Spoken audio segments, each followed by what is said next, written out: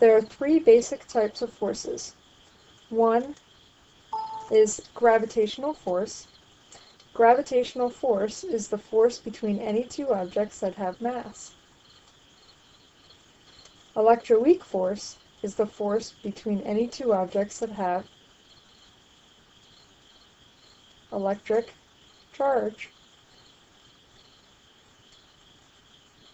And the strong nuclear force is the force that's responsible for holding together the nucleus.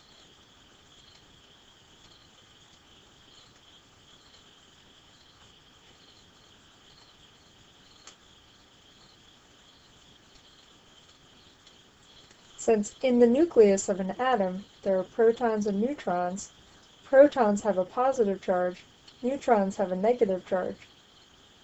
Neutrons are neutral, they do not have a charge. Therefore, the nucleus is a bunch of positive charges, and there has to be something to hold them together, otherwise they would repel because like charges repel. Now, when drawing a free body diagram, there are four basic forces that we will draw on our diagram.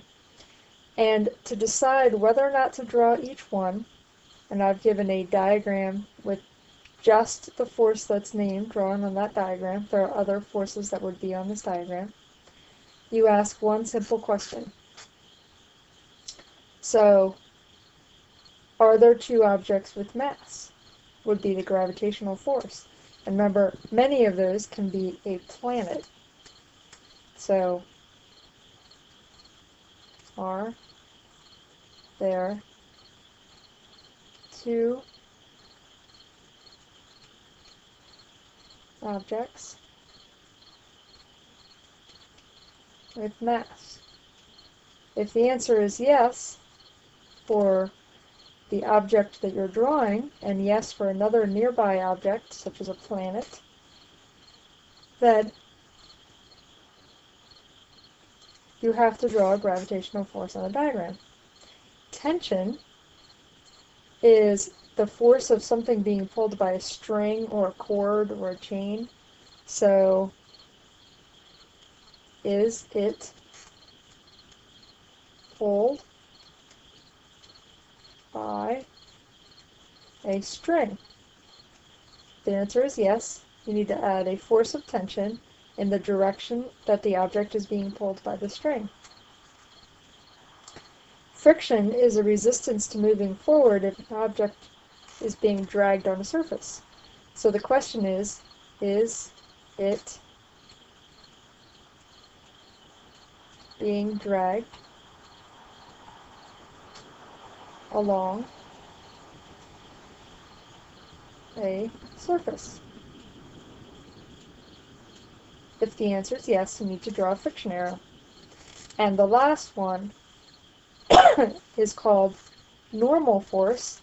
Normal in math is another word for perpendicular, and you can see that this force is oriented in a perpendicular fashion to the surface that the rock is resting on. So the question we ask here is it resting or supported by a surface? If the answer is yes, then there is a normal force perpendicular to that surface. Now let's look at the rules for drawing free body diagrams.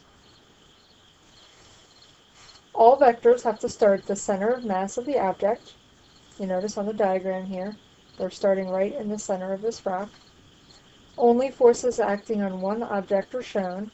So this is a diagram of a rock on a table. Only the forces on the rock are shown, not the forces on the table. The length of the force vectors indicate magnitude, and the arrowhead indicates the direction of the force. Now, on this diagram, we ask our four questions, and the rock is near an object with mass, which is the Earth, so this is representing the force of gravity. It is not being pulled by a string. It is not being dragged along a surface, but it is resting on a surface, so this is the normal force.